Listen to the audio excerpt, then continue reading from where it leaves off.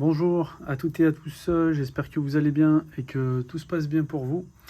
Il y a la cliente qui vient de me laisser son iPhone 8 Plus pour que je lui change du coup son écran. Alors elle m'a dit que elle ne sait pas s'il est réparable ou pas, donc là je viens de le brancher, je vois qu'il y a de l'énergie qui passe, je viens de voir aussi qu'il vient de se rallumer. Du coup là je vois en même temps que vous, là, je vois ce qui se passe. Alors, qu'est-ce qui se passe? Le bouton Home ça fonctionne. Le tactile, ça marche pas, mais j'ai vu que ça tapait un peu de partout. Euh, D'accord, bah normalement, a priori, il y a juste l'écran à changer. Il devrait y avoir que l'écran à changer. Bon, bouton home, ça fonctionne, donc on va voir.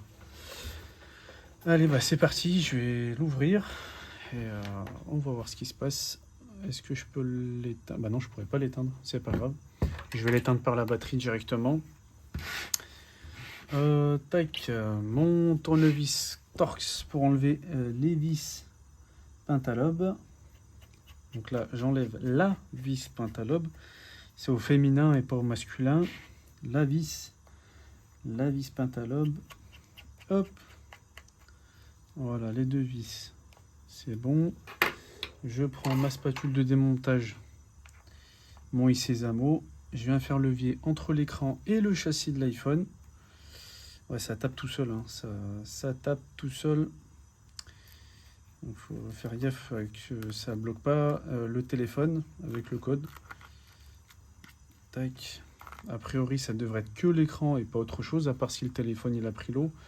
Ou je préviendrai la cliente pour lui dire que ça a pris l'eau et que même si donc, là, ça fonctionne, il se peut que dans le temps. Oula, c'est pas grave.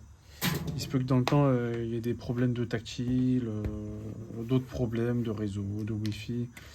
Quand ça prend l'eau, ça reste aléatoire. Donc si elle n'a pas fait une sauvegarde des données, elle pourra faire une sauvegarde des données, puis après l'utiliser jusqu'à que le téléphone il n'en peut plus. Alors est-ce que ça a pris l'eau? Je vois pas de témoin d'oxydation. L'écran, il a déjà été changé, par moi d'ailleurs. C'était moi qui lui avais changé l'écran, je crois. Oui, c'est mon écran.